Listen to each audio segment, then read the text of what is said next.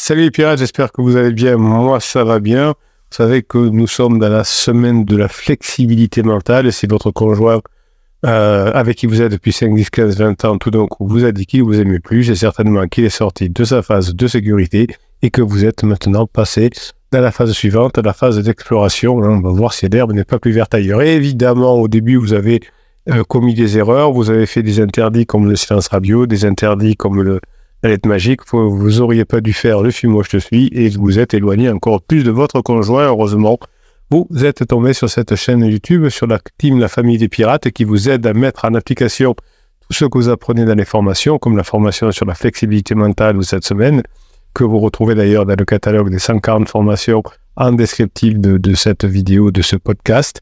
Évidemment, à la fin de la crise de votre conjoint, si vous avez mis en place correctement les formations, eh bien, vous revenez ensemble et ça, c'est bon. Aujourd'hui, je voulais vous parler du mystère. Pendant toute la phase plateau, vous allez mettre en place ce qu'on appelle des mystères. Le mystère, c'est un élément essentiel dans un couple. C'est celui qui permet de maintenir l'intérêt et la passion. Alors, on n'est pas dans le mensonge, on n'est pas dans la cachotterie, surtout pas dans le silence radio où on parle plus à la personne. On ne fait pas « fuis-moi, je te suis » où on se cache quand la personne nous cherche, enfin des bêtises d'ados comme ça. Non, on crée un vrai mystère, c'est-à-dire que dans la phase 4 du couple, chacun fera des trucs dans sa partie, fera des choses dans son domaine. Je vais aller jouer au tennis pendant que ma femme va faire du golf, et ensuite on se retrouve à midi pour manger au club de golf ou au club de tennis avec des amis. Donc le mystère, c'est quelque chose qui va finalement entretenir l'intérêt, la passion. Évidemment, lorsque le mystère disparaît, le couple peut s'ennuyer et se désintéresser. C'est que vous arrivez en phase 4 de votre couple, vous saviez tout de votre conjoint savait tout de vous, vous partiez en vacances ensemble évidemment, mais aussi vous partagiez vos nuits, les boutons dans le dos, etc. Tout ça c'est intéressant, mais évidemment c'est devenu ennuyeux car vous avez perdu l'art du badinage, vous avez perdu l'humour, vous avez perdu la sexualisation et vous avez perdu la tension sexuelle, ce qui a diminué grandement la libido de votre conjoint. Mais ça, c'est le lot de tous les couples. La crise de couple est justement faite pour ça, pour sortir de cet ennui et pour passer en phase 4. Évidemment, si vous ne savez pas bien gérer cette crise de couple, vous avez autour de vous des amis ou des connaissances qui ont divorcé, eh bien, si celui qui n'est pas en crise ne sait pas gérer la crise de couple, eh bien, ça peut mal finir. Heureusement pour vous, vous êtes au bon endroit, vous mettez en place les formations et ça s'arrange chaque jour davantage. Évidemment, il existe de nombreuses façons de créer du mystère dans un couple. L'une d'elles, c'est de cultiver ses propres intérêts, ses propres passions, et cela permet de montrer à votre conjoint que l'on est une personne intéressante et complexe. Retenez bien, intéressante et complexe. Vous avez une formation qui s'appelle « Comment être intéressant ». Pendant la phase 2 du couple, vous n'aviez plus rien à vous dire. Vers la fin, quand j'interroge des amis restaurateurs, ils me disent on voit des couples qui viennent et qui se parlent peu ou qui sont sur leur téléphone. Vous avez beaucoup de clichés par rapport à ça. Évidemment, les couples qui sont nouvellement formés ont beaucoup de choses à se dire, discutent tout le repas au restaurant, parce qu'ils ont des choses à s'apprendre, ils ne se connaissent pas, il faut qu'ils racontent ce qu'ils ont fait à l'école, leurs vacances, etc. Et puis, dans les personnes qui se régalent au restaurant, c'est plutôt des groupes où il y a 5, 6 personnes, 3 couples, ou des tablés de personnes qui viennent de leur travail à midi ou des choses comme ça.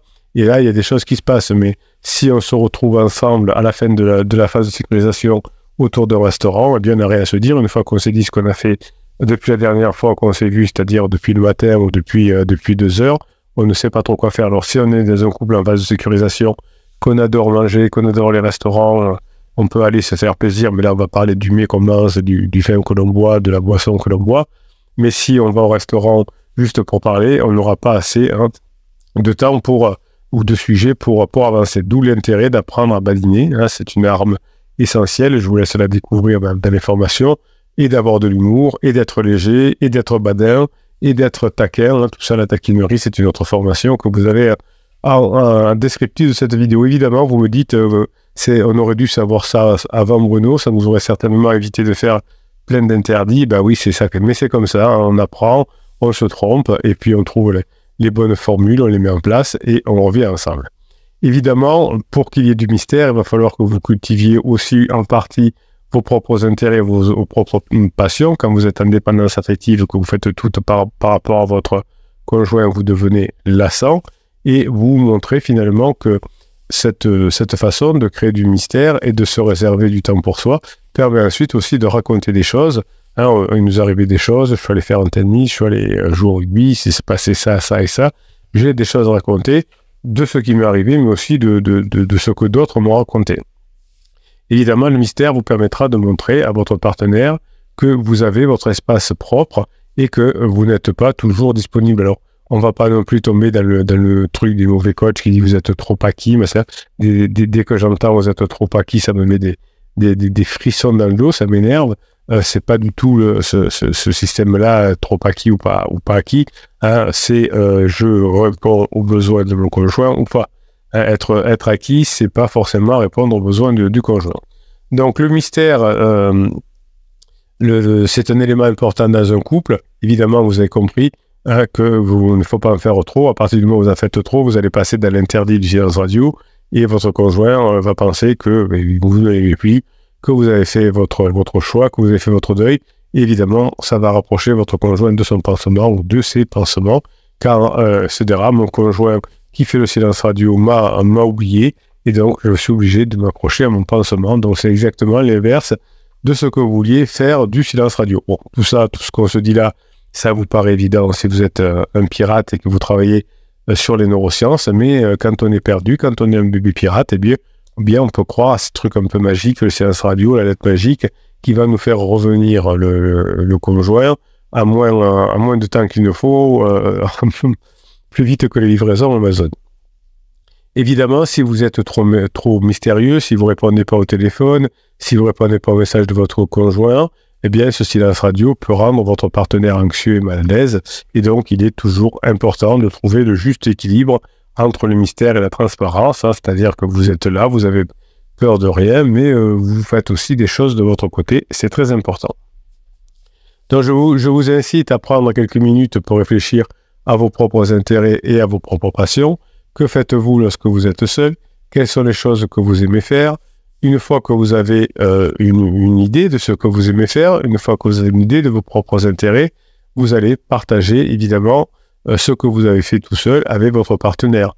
Hein, et vous aurez des choses à raconter, vous pourrez faire du badinage. Évidemment, tout ça va vous permettre de mieux vous connaître et de voir que vous êtes une personne aujourd'hui toujours intéressante et complexe. Rappelez-vous ces deux mots que vous allez entendre dans cette vidéo, intéressant et complexe. Quand on est trop fade, quand on est trop tiède, on n'intéresse pas son conjoint. Alors, lorsqu'un couple est en crise, il est important de montrer du mystère pour faire réfléchir dans le bon sens son conjoint, parce que si vous êtes toujours sur son dos, à tout faire pour lui, à tout faire pour elle, vous ne pourrez pas lui laisser le temps de réfléchir. Donc, il faut laisser des espaces de réflexion. Et si, par exemple, comme souvent vous faites ce genre d'interdit, vous faites tout à la maison quand votre conjoint est en crise, et si vous me dites, oui, mais si je ne le fais pas, il ne le fait pas, je dis, vous avez essayé de ne pas le faire? Non. Donc c'est parce que ça vous rassure de paraître pour un gentil garçon, une gentille fille, de tout faire.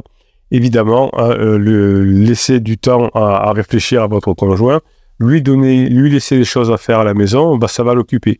La nuit est mère de tous les vices, et souvent votre conjoint commence à s'ennuyer dans la phase de sécurisation parce que par moment, comme vous êtes encore en dépendance affective, vous commettez les interdits de tout faire à la maison.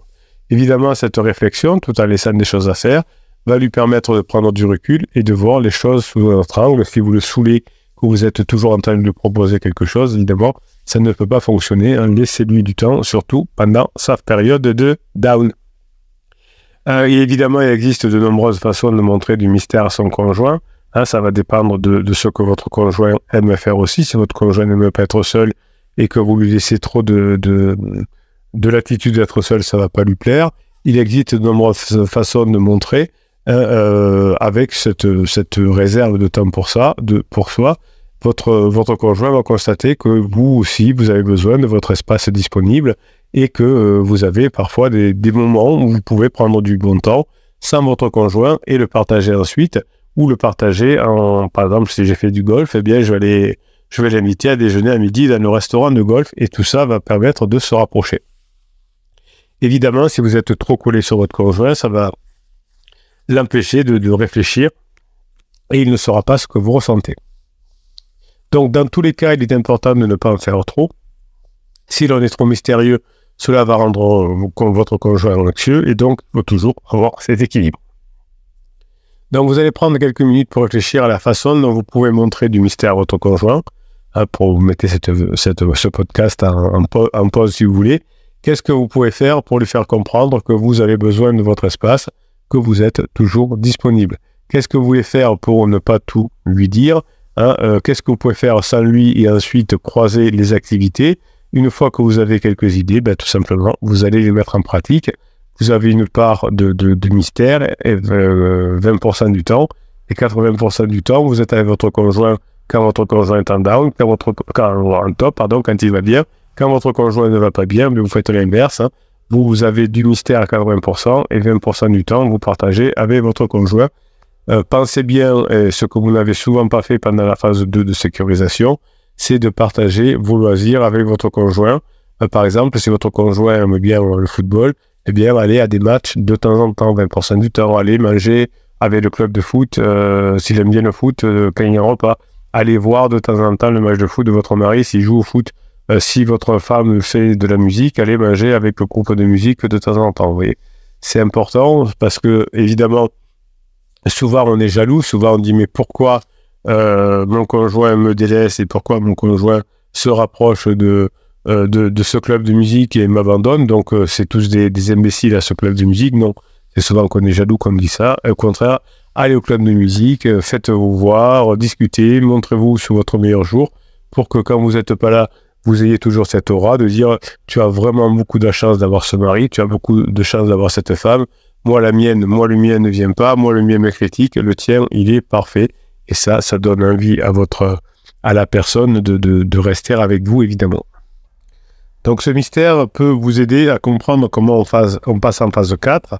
Évidemment, on peut se demander qu'est-ce qui se passe dans le cerveau de votre conjoint quand vous restez mystérieux, quand vous ne dites pas tout, quand vous laissez de l'espace à votre conjoint et quand votre conjoint ne sait pas exactement où vous en êtes.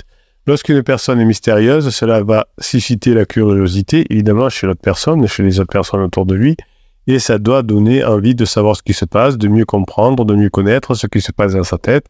Quand votre conjoint sait tout de vous, effectivement, c'est beaucoup moins intéressant. Donc le mystère peut également créer un sentiment d'excitation. Cela peut être dû au fait que l'on ne sait pas ce que l'autre personne va faire ou dire ensuite. Cela peut également être dû au fait que l'on se sent attiré par l'inconnu. Vous savez que votre conjoint a besoin de sécurité ou d'aventure. Là, j'avais un coaching, un suivi avec un client. Apparemment, c'était beaucoup plus de besoin de sécurité de sa femme, qui avait des problèmes de travail, etc., plutôt qu'un besoin d'aventure qui a fait que le conjoint ne s'investissait pas assez dans la sécurisation. Et donc, il y avait une forme de rejet, de peur de sa conjointe. En revanche, pour la plupart du temps, quand on est installé, quand on a la maison, les enfants, etc., c'est plus de l'aventure dont on a besoin, et donc le mystère, effectivement, va être une forme d'inconnu. Et ce système, d'ailleurs, ce mystère, contrairement à une personne qui va être trop collée à l'autre, va créer un sentiment de frustration, c'est-à-dire que votre conjoint voudra vous voir davantage au bout d'un moment, alors que là, comme vous la collez beaucoup, votre conjoint n'a plus envie de vous voir. Et tout ça est dû au fait que l'on ne comprend pas toujours pourquoi l'autre personne est mystérieuse. On a besoin de savoir. Et tout ça, ça fait du bien. Donc, vous allez prendre quelques minutes pour réfléchir à la façon dont vous réagissez lorsque votre conjoint est mystérieux, lorsque votre conjoint, vous ne savez pas où il est. Eh bien, vous voyez que vous êtes un peu jaloux, vous êtes un peu jalouse. Est-ce que mon conjoint est avec un pansement? Est-ce que mon conjoint est seul? Mon conjoint est toute seule? Vous voyez que vous avez un mélange d'excitation, de frustration. En tout cas, vous pensez à votre conjoint, votre cerveau réfléchit, et donc vous êtes concentré sur votre conjoint, vous en avez envie d'en voir plus. Évidemment, vous avez bien compris qu'au bout d'un moment, c'est pas la même chose qui se passe, c'est que si vous faites trop de mystère, votre conjoint dira je vais passer à autre chose. Là, vous êtes plutôt dans cette donnée de frustration et d'excitation. Donc, lorsque votre couple est en crise, mettre du mystère va vous aider à raviver la flamme. Et évidemment, ça va contribuer à ce que votre couple se retrouve. Il existe de nombreuses façons de mettre du mystère dans son couple. Moi, j'ai déjà réfléchi à faire des choses de votre côté sans trop en dire, mais ensuite en partageant, ou en tout cas en partageant ce que vous arrivez après, pas avant. Hein, comme ça, c'est là qu'est le mystère. Évidemment, s'il n'y a pas de partage, ça ne sert à rien. Mais s'il y a un partage avant, ça ne sert à rien non plus. Donc, chacun des partenaires va pouvoir se ressourcer, se retrouver pendant la crise du conjoint. Et une autre façon de mettre du mystère dans son couple, c'est de ne pas tout se dire pour ne pas saouler son conjoint. Donc, évidemment, vous allez réfléchir au fur et à mesure aux choses que vous aimez faire, à vos propres intérêts, à vos propres zones d'intérêt que vous avez laissé tomber pendant votre dépendance affective, mais aussi aux zones d'intérêt de votre conjoint. Hein. Souvent au coaching, vous me dites, je ne sais pas quels sont les projets de mon conjoint. En ce moment, il pense qu'à faire la fête ou qu'à travailler. Ça veut dire que vous n'êtes pas suffisamment intéressé aux besoins de votre conjoint. Et évidemment, vous allez lui faire comprendre que il a de l'espace, mais aussi vous avez de l'espace et donc vous pouvez cohabiter. Donc, qu'est-ce que vous pouvez faire quand votre conjoint se sent intrigué, se sent excité? Vous allez réfléchir. Quand votre conjoint est jaloux, qui vous demande où il était, vous commencez à préparer des réponses, mais des réponses un peu taquines. J'étais avec Emmanuel Macron, j'étais avec Brigitte, enfin, vous voyez, vous plaisantez un petit peu, plutôt que de dire, mais non, mais j'étais juste là, vous voyez, avec cette peur. Non, vous racontez une histoire, vous faites rire votre conjoint. Donc, c'est quelques minutes pour réfléchir à la façon dont vous allez gérer le mystère dans votre couple. Lorsque vous allez éviter de devenir trop mystérieux, trop transparent, mais rester dans l'équilibre, ça vous permettra effectivement de mettre en pratique des idées entre l'équilibre, entre le mystère et la transparence. Le mystère est un élément essentiel dans un couple qui va vous permettre de maintenir et de raviver l'intérêt et la passion. Lorsque le mystère disparaît, pas comme dans la phase 2, le couple peut se déliter, votre conjoint s'est ennuyé, votre conjoint s'est désintéressé. Cultiver vos propres intérêts, vos propres passions, va vous permettre de petit à petit vous rapprocher. Évidemment, ce mystère, c'est un élément important dans votre couple. Ce mystère est quelque chose qui va vous permettre d'être transparent. C'est vrai que si on ne fait pas attention, eh bien, il peut y avoir au bout d'un moment des suppositions, il peut y avoir des malentendus. Et si on est trop dans le malentendu, eh bien, évidemment, on ne pourra pas récupérer correctement son conjoint parce que notre conjoint croira qu'effectivement, on est parti ou je ne sais quoi. Donc, l'idée de pouvoir retrouver cette partie amoureuse de votre crise, finalement, tout ça va faire que vous allez avoir un mystère dans votre cerveau qui va vous faire que vous allez petit à petit vous améliorer. Alors, dans les relations, il y a quelque chose qui est très important, c'est le rôle de l'attention. C'est l'une des fonctions clés du cerveau de l'attention. Notre cerveau est constamment à la recherche de menaces, à la recherche d'opportunités. Dans le contexte des relations, dans le contexte des relations de couple, l'attention sera une force puissante. Si vous arrivez à attirer l'attention de votre conjoint, en vous concentrant sur votre attention, en vous concentrant sur l'attention de votre partenaire, vous allez d'abord apprendre plus de votre partenaire. Et puis, votre conjoint va aussi créer une connexion plus profonde avec vous, car vous serez effectivement la cible de l'attention de votre conjoint. Donc, vous essayez tous les jours de prendre compte des signaux non verbaux de votre partenaire, l'attitude corporelle, le ton de la voix, le ton des signaux non verbaux, etc., pour savoir si votre conjoint est attiré par vous ou pas. Évidemment, les émotions sont une des principales fonctionnalités du cerveau et peuvent être puissantes et peuvent être mystérieuses. Donc, vous avez des émotions qui vont être créées grâce au mystère, des émotions différentes qui vont affecter le comportement de votre conjoint et qui va aussi affecter vos propres pensées. Par exemple, on sait que la peur fait reculer, tandis que le désir peut faire ressortir des sentiments plus ouverts et plus vulnérables. Donc, vous allez essayer d'identifier vos émotions, de les étiqueter finalement, et ça va mieux vous permettre de comprendre votre rôle émotionnel. Et évidemment, ça va vous permettre aussi de changer la mémoire de votre conjoint, qui sera maintenant focalisée sur vous, puisque vous avez évidemment plus d'intérêt pour lui, pour elle, donc plus d'attention. Donc notre mémoire est formée par des expériences et peuvent être positives ou négatives. Par exemple, une mémoire heureuse d'un voyage à la plage avec votre partenaire fait ressentir des sentiments de joie et d'amélioration. Donc quand vous allez aujourd'hui passer un bon mois avec votre conjoint, grâce à un peu de mystère, grâce à la taquinerie, grâce à de l'humour, eh bien demain, quand votre conjoint repensera au moment que vous avez passé avec lui aujourd'hui, avec elle aujourd'hui, eh bien il y aura à nouveau une sécrétion de dopamine. Donc les sciences du cerveau peuvent être un outil puissant pour mettre un tournant positif dans votre relation en crise, en comprenant comment le cerveau fonctionne, comment le mystère peut créer une attraction, eh bien vous allez avoir une profonde surprise, puisque votre conjoint va à nouveau connecter avec vous. Évidemment, au fur et à mesure que vous allez mettre en place le comportement agréable de votre conjoint, eh bien, vous allez vous rapprocher. Le cerveau, c'est comme un puzzle. Hein, chaque morceau représente une fonction, une connexion spécifique, et tout est relié. Enfin, les morceaux sont reliés entre eux. Et en mettant en ordre ces morceaux, vous allez pouvoir mieux comprendre votre relation. Hein, c'est comme un cuisinier qui utilise différents ingrédients pour créer un nouveau plat. Notre cerveau utilise différents neurones, différentes parties du cerveau pour prendre les décisions. Et au fur et à mesure que vous allez créer du mystère, que vous allez manquer à votre conjoint, eh bien, ce sera beaucoup plus facile de se rapprocher. Voilà, je vous souhaite la journée que vous méritez, mes pirates adorés. Je vous kiffe et je vous kiffe grave. On se retrouve dans les formations. Et surtout, pensez à mettre en application les formations. C'est fondamental. Si vous voulez apprendre à créer le mystère, par exemple, je vous ferai une formation dans quelques temps là-dessus. Vous pourrez récupérer plus facilement votre conjoint. Je vous souhaite la journée que vous méritez. On travaille ensemble. N'hésitez pas à poser vos questions en commentaire de ces vidéos. Les autres pirates vont vous répondre. Et c'est cette force de pirate qui est là, qui vous aide à récupérer votre conjoint en mettant en place, évidemment, plus facilement ce qu'il y a dans les formations. Passez la journée que vous méritez.